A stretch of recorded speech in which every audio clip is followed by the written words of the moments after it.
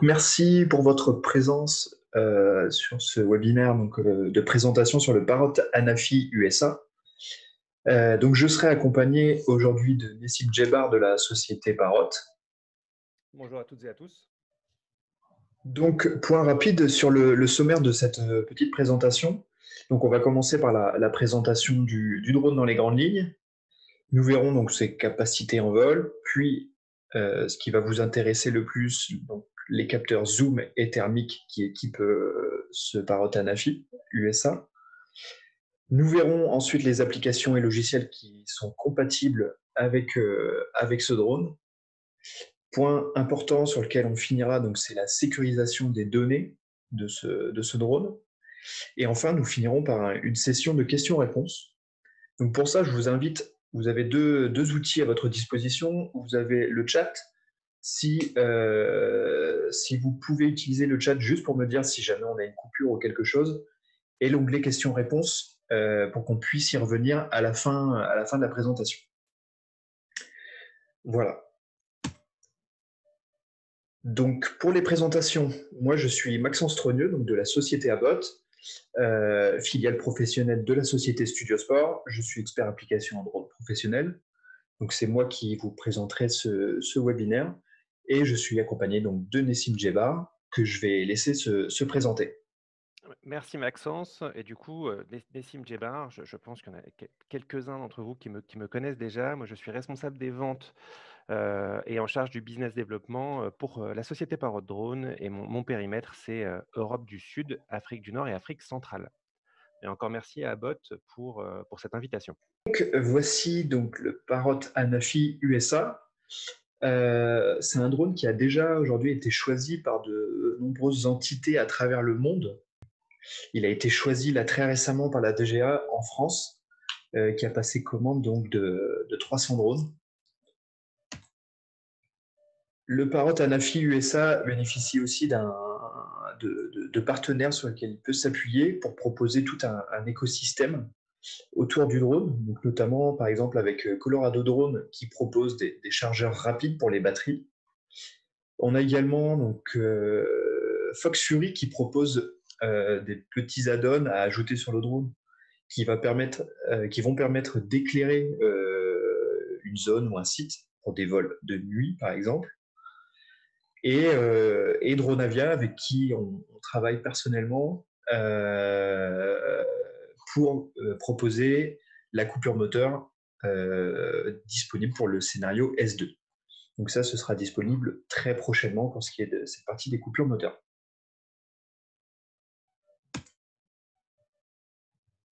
Les spécificités techniques de base du drone. Donc on a un drone ultra compact qui fait moins de 500 grammes. Donc ça va permettre de le déployer rapidement, de le transporter super facilement. Et donc, on a un déploiement qui est annoncé à moins de 55 secondes, ce qu'on a pu constater. Donc, c'est un drone que nous, chez Abbott, on a pu tester, retester un petit peu dans tous les sens. On a un peu torturé ce drone pour voir son bon fonctionnement. Et donc, le déploiement est ultra rapide. Il suffit juste de le déplier. Là, vous pouvez le voir en situation donc, de vol. Il faut savoir donc, que les bras se replient pour que le drone soit plus compact encore pour le transport. Vous avez sur ce drone une portée jusqu'à 4 km, une autonomie de 32 minutes par batterie, sachant que le drone donc, est livré avec 3 batteries. Donc vous avez 3 fois 32 minutes de vol, donc batterie intelligente. Un drone qui est certifié IP53, donc résistant aux poussières et aux projections d'eau. Vous avez un drone équipé de 3 capteurs. Donc vous avez un double capteur qui vont servir pour le zoom dans le spectre visible et un capteur thermique. Donc tout ça, on y reviendra juste après, plus en détail.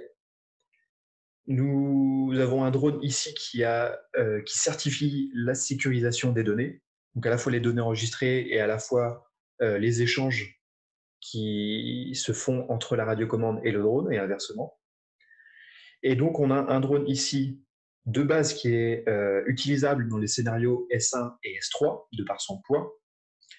Le scénario S2, donc il est en cours d'homologation J'en parlais juste avant, grâce à la coupure moteur développée par la société Dronavia.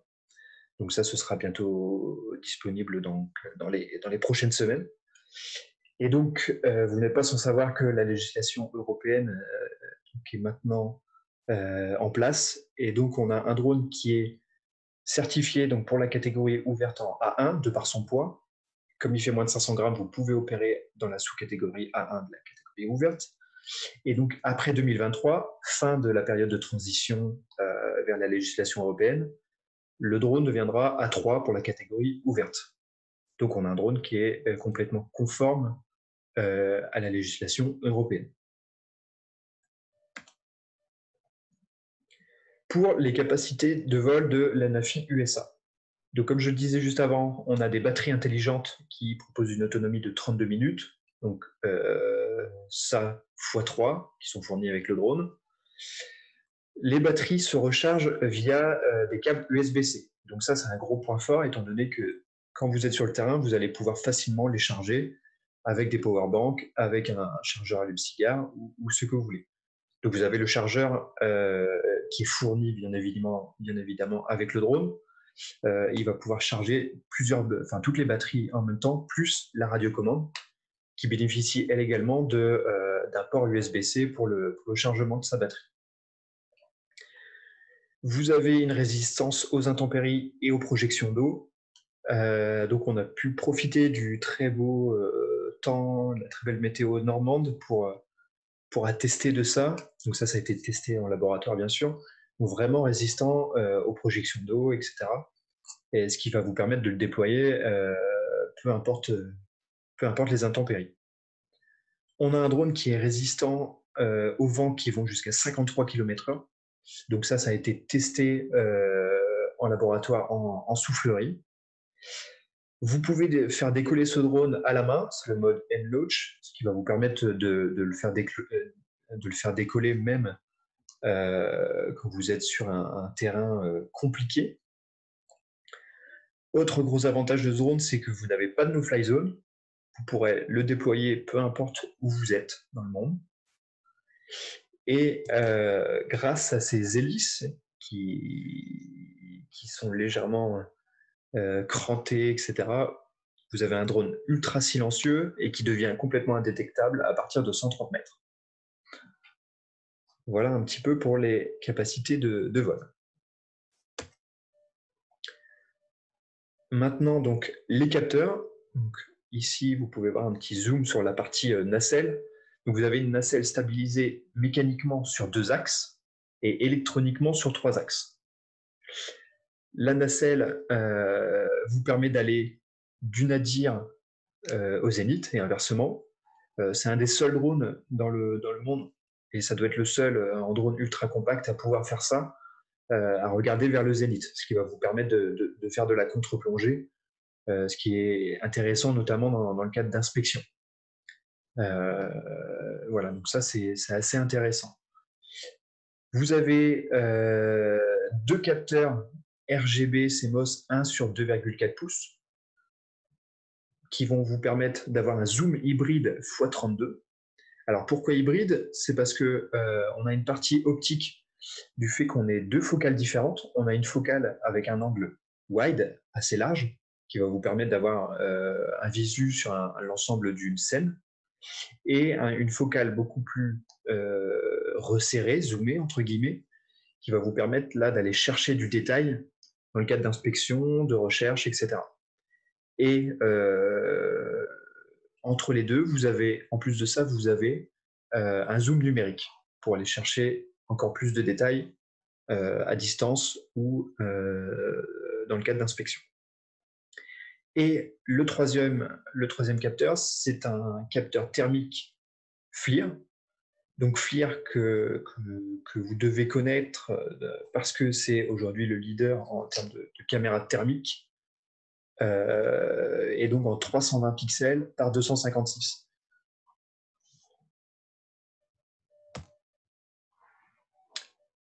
Donc pour ce qui est du capteur RGB, on a 2 fois le même capteur qui est un 1 sur 2,4 pouces de 21 mégapixels. Le premier va vous permettre d'aller de x1 avec un field of view, donc un champ de vision de 84 degrés, jusqu'à du x5,5, donc tout ça en numérique. Ensuite, au-delà de 5,5, l'appareil va passer automatiquement sur la deuxième focale, le deuxième capteur, qui est exactement le même, avec une focale plus longue, qui va vous permettre d'aller de 5,5 à x32 en numérique. Donc les capteurs vous permettent de filmer en 4K 25 fps, en HDR, ce qui va vous permettre d'avoir plus de contraste pour obtenir plus de détails dans l'image. Et si le 25 fps ne vous suffit pas, vous pouvez passer en 1080p pour monter jusqu'à 60 fps, donc 60 images par seconde. Voilà un petit exemple de captation donc avec le capteur.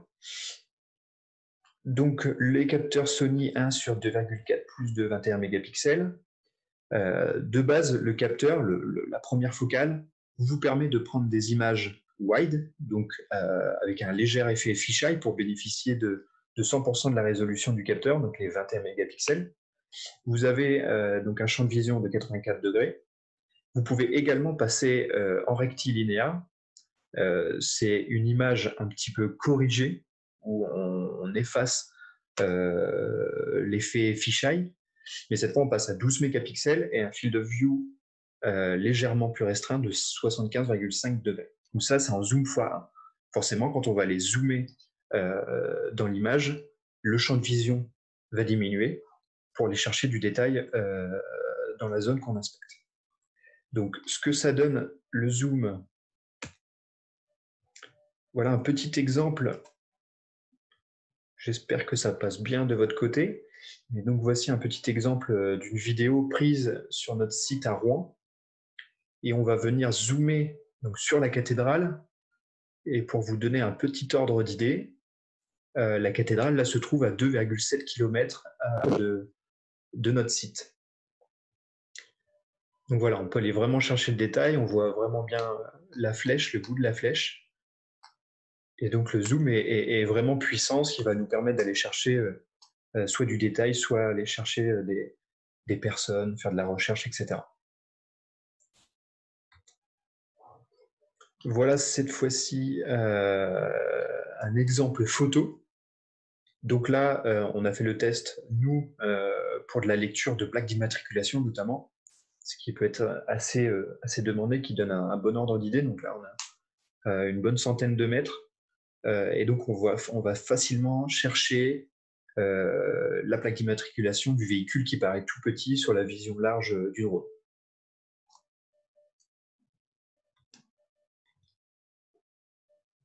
Pour la partie captation thermique, donc comme je vous le disais, on est sur un capteur thermique de chez FLIR, donc la FLIR Boson, qui a la particularité d'être vraiment ultra compact, ce qui permet de l'embarquer dans un drone de moins de 500 grammes. Donc on a une résolution de 320 pixels par 256, ce qui est un très bon upgrade de ce qui est proposé par la Nafi Thermal en termes de résolution, puisque la Nafi Thermal propose 160 par 120 pixels. On a un champ de vision avec la caméra thermique donc de 50 degrés. On a une fréquence d'image de 9 Hz, donc 9 images par seconde.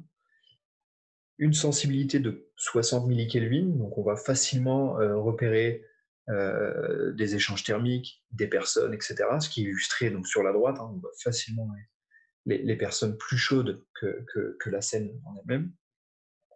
Et on a la possibilité donc, de changer les palettes de couleurs en live ou en post-traitement.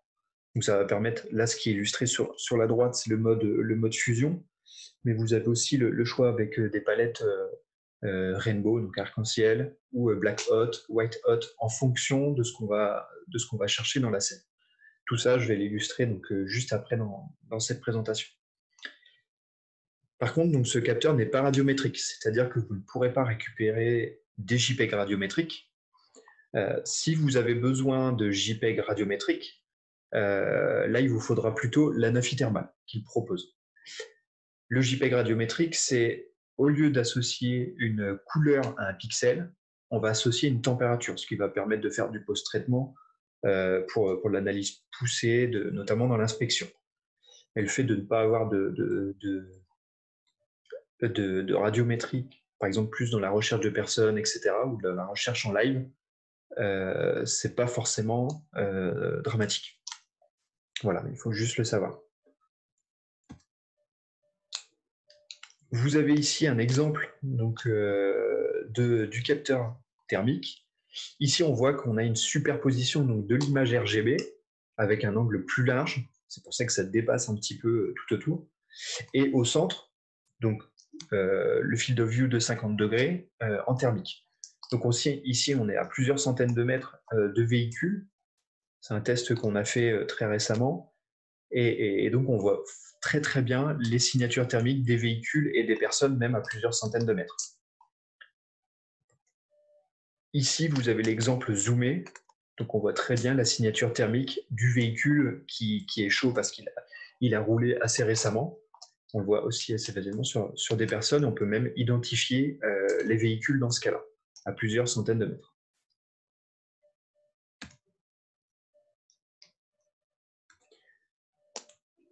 Ici, vous avez l'exemple en vidéo de la combinaison du capteur RGB et du capteur thermique. Donc là, on voit, c'est dans le cas d'un incendie, on peut voir les fumées et le capteur thermique qui nous permet de mettre en évidence les points chauds, les points sur lesquels les pompiers du coup devront se focaliser pour éteindre complètement l'incendie.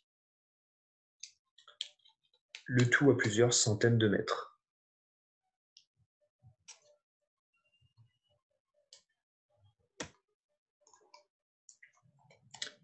Pour ce qui est de la station sol, donc on a ici le Sky Controller 3 qui permet d'avoir une portée jusqu'à 4 km.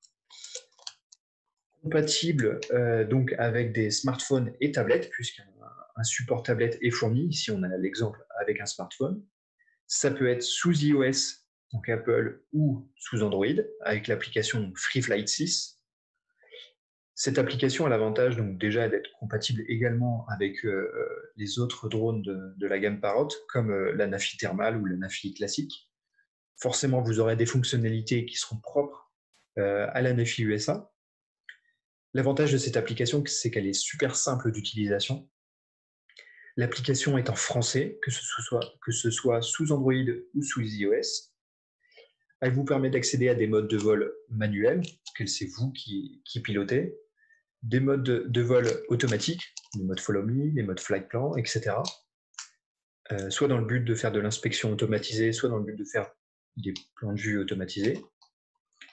Et donc la Nafi USA, sinon, est compatible également avec d'autres applications, comme Pix4D Capture, Survey, etc. On va y revenir juste après. Mais FreeFlight 6 reste l'application principale dédiée pour la Nafi USA. Vous avez ici donc un petit exemple de FreeFlight 6. Donc ici, on a la vue thermique et vous voyez qu'on peut passer facilement de la captation thermique à la caméra visible, la superposition avec transparence en fonction de ce que vous allez rechercher, simplement avec un petit curseur là sur la gauche. Vous pouvez prendre des clichés soit via l'application, soit via la radiocommande, super facilement. Basculer la caméra depuis le petit joystick présent directement sur la caméra, sur la radiocommande, pardon. Vous pouvez prendre des screenshots, changer de mode de vol, passer de la vue thermique à la visible. Tout ça est très intuitif et directement à portée de doigt. Vous pouvez changer les modes de mesure, spot ou relatif. Le mode spot va vous permettre de choisir un écart de température différent en fonction de ce que vous recherchez, point chaud ou point froid.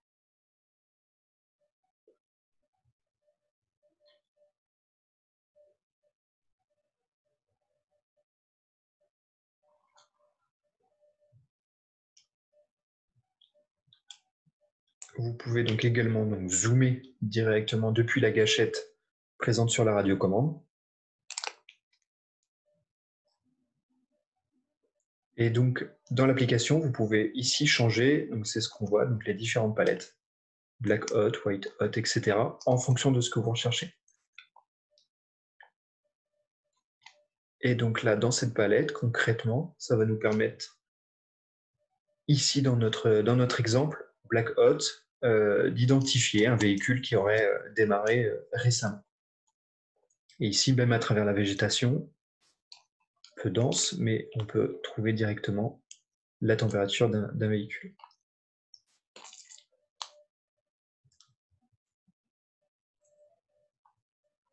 Ici, la palette Rainbow, qui va vous permettre d'identifier des choses différemment.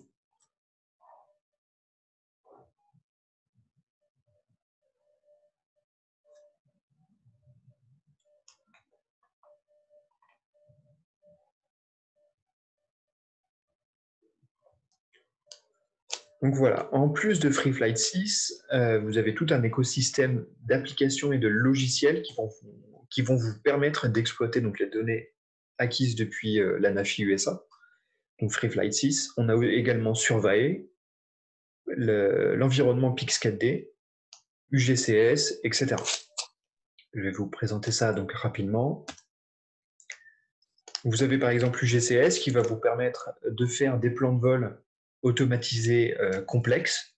Vous voyez ici par exemple à droite l'illustration d'un suivi de plan de vol en fonction du relief. Vous avez Survey qui est un logiciel, une plateforme de gestion des vidéos dans l'espace. C'est-à-dire que vous allez pouvoir voir la vidéo du drone et de quel point vous êtes dans l'espace sur une carte directement. C'est également compatible avec l'environnement Pix4D. Donc Pix4D Capture, qui est une application qui va vous permettre de faire des plans de vol simplifiés directement depuis une tablette ou un smartphone.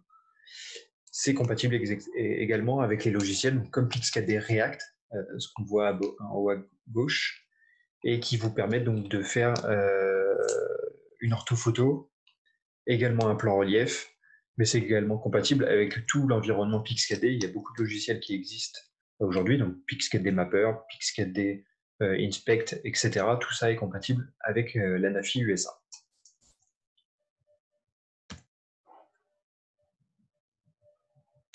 Donc le SDK est complètement ouvert chez Parrot. Donc vous pouvez vous rendre sur le site developer.parrot.com et vous avez toute une bibliothèque qui va vous permettre de développer des applications. Vous pouvez également développer du hardware autour du drone, étant donné que vous pouvez aussi télécharger les plans 3D des drones, etc.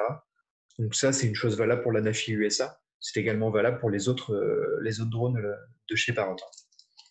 Donc ça va vous permettre de déployer tout ce que vous souhaitez.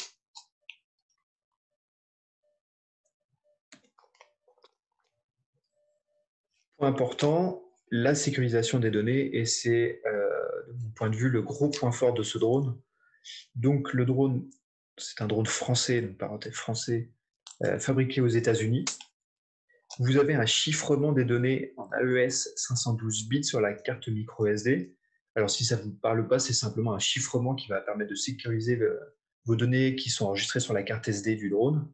Ce qui va permettre, si vous perdez le drone, si vous le faites voler tout simplement, la personne ne pourra pas lire vos données sur la carte SD. Il faudra à tout prix le mot de passe que vous aurez prédéfini.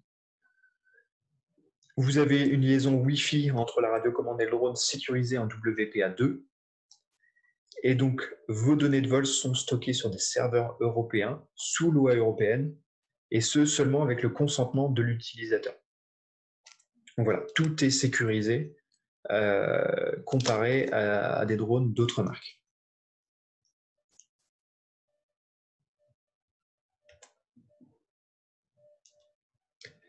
Voilà un petit peu donc le contenu du drone. Donc vous avez le drone complet, donc avec ses hélices, sa batterie, etc. fourni. Vous avez un support tablette, 2 batteries supplémentaires, qui vous offrent 2 fois 32 minutes, donc en tout vous avez 3 batteries. Vous avez le port multi-USB qui va vous permettre de charger toutes les batteries du drone et radiocommande en même temps. les câbles USB-C, forcément, qui vont avec, un deuxième jeu d'hélice, vous avez 2 jeux d'hélice en cas de casse, la radiocommande SkyController 3 et donc la valise durcie et étanche qui est IP67 pour le transport du drone. Tout ça est fourni donc au coût de 7 000 € hors taxe. Le drone est livré comme ça.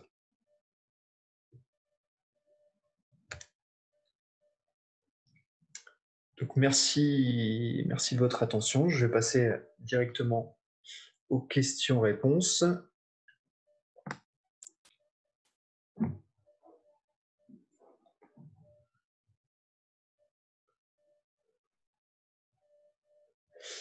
Alors Claude qui nous dit 3h20 pour recharger les batteries, c'est très long. Je vois que Nessim a pris le temps de répondre. Donc c'est la recharge des 3 batteries en simultané, effectivement. Sinon, une seule batterie, c'est 1h20, ce qui se rapproche un peu plus de ce qu'on voit pour d'autres drones. Et aussi, du coup, la possibilité d'avoir plusieurs chargeurs pour les charger toutes en 1h20. Claude qui nous demande s'il y a une détection d'obstacles. Nessim a déjà répondu qu'effectivement, il n'y a pas de détection d'obstacles. Il y a quand même un sonar qui est en dessous du drone et un capteur de vision pour l'atterrissage, etc. Y a-t-il un signalement électronique? Donc le drone est compatible avec la législation européenne, comme nous le dit Nessim. Donc depuis l'application, vous pouvez activer ou pas le signalement électronique. Il faut savoir que comme le drone fait moins de 500 grammes, il n'est pas obligatoire normalement, mais comme il en est équipé, là il le devient et donc vous pouvez l'activer directement depuis l'application et c'est pour le coup assez bien fait. Vous pouvez l'activer et vous avez le numéro émis que vous pouvez déclarer ensuite sur Alpha Tango. Donc ça, signalement électronique conforme avec la législation française cette fois. À pas confondre parce qu'il y a aussi le signalement à distance qui est là européen, mais qui ne concerne que les drones classés soit C1, C2 ou C3, ce qui n'est pas le cas de la NAFI USA. Existe-t-il un discrete mode pour éteindre les éclairages de l'appareil? Et donc, il existe une version SE, comme Nessim nous le dit, donc une Special Edition, qui nous permet effectivement de le faire. Est-ce que le drone est compatible avec une modélisation 3D sur une solution Pix4D avec image thermique? Alors, c'est possible en théorie. Maintenant, il faut savoir que ce n'est pas forcément dédié, étant donné que la NAFI USA n'a pas une captation RJPEG. Donc ça va compliquer un petit peu les choses. En plus de ça, il faut privilégier plutôt une solution plus de pixels pour une modélisation en thermique. Si tu me permets d'apporter un complément de réponse, Maxence, la modélisation en image thermique, en 3D pardon, en image thermique est possible. Il faut juste être conscient qu'avec un Anafi thermal comme avec un Anafi USA, le capteur thermique est de soit 160 par 120, soit 320 par 256. Ce qui veut dire que si vous voulez avoir une 3D thermique, il faut prendre en compte le fait que le recouvrement va nécessiter beaucoup plus de photos. Donc, on va devoir faire beaucoup plus de photos pour superposer ces 160 par 120 ou ces 320 par 256, de façon à avoir un rendu en thermique. Mais c'est possible. En tout cas, il est possible de le faire avec Pix4D. Ok. Quelqu'un nous demande donc les prix et disponibilité. On y est venu donc juste à la fin. Donc le drone est disponible à 7 000 € hors taxe et il est déjà disponible. La liaison radio est en Wi-Fi. Cela ne risque pas de poser problème selon les zones de vol. Nous, on a pu faire des tests d'élongation, on a pu faire des tests en agglomération notamment. Alors, hors agglomération, il n'y a pas de problème, on peut l'envoyer à plusieurs. On l'a fait jusqu'au kilomètre autorisé par la législation dans le cadre de l'homologation du S2. En agglomération, lors de nos tests, on n'a pas forcément détecté de perturbations particulières pour l'instant. Avez-vous un distributeur pour la Belgique Benelux? Là, je crois sans trop me tromper qu'on peut vous fournir en Belgique et Benelux. Alors, il y a une question qu'on a sautée sur le SAV, notamment si sur où se fait le SAV de cette machine. Le SAV se fait en France.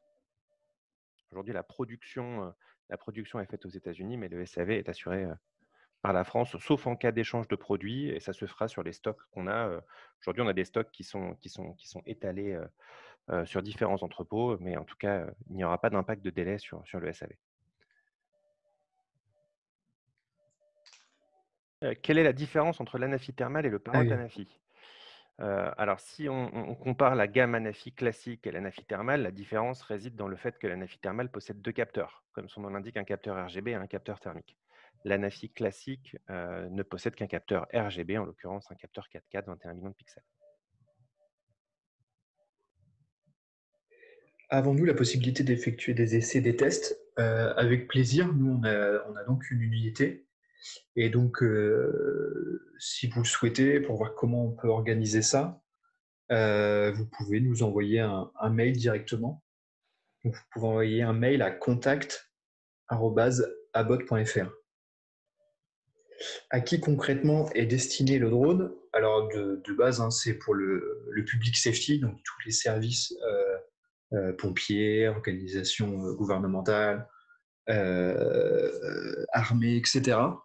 Mais également, on le voit par l'intégration notamment de Pixcadet par exemple, que ça peut aussi s'appliquer à des gens qui font de l'inspection, etc.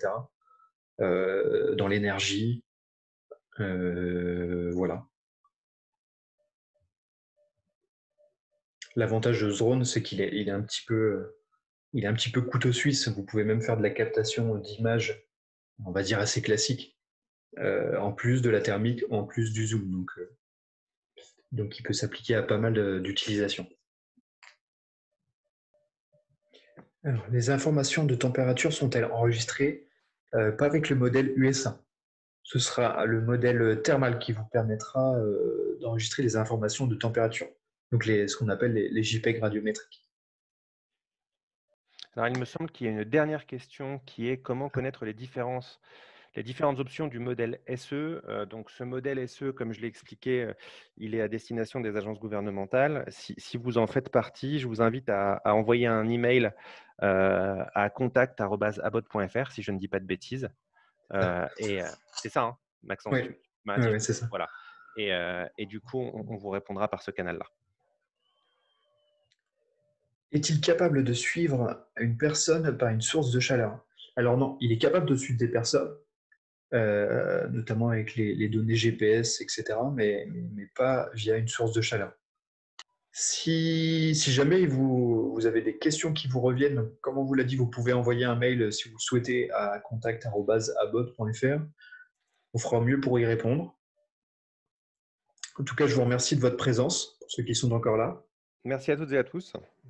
Vous pourrez retrouver donc le webinaire en replay sur notre chaîne YouTube d'ici quelques jours. Et voilà, à bientôt pour un prochain webinaire. À Merci bientôt. Nessim également. Merci À beaucoup. bientôt. Merci, au revoir.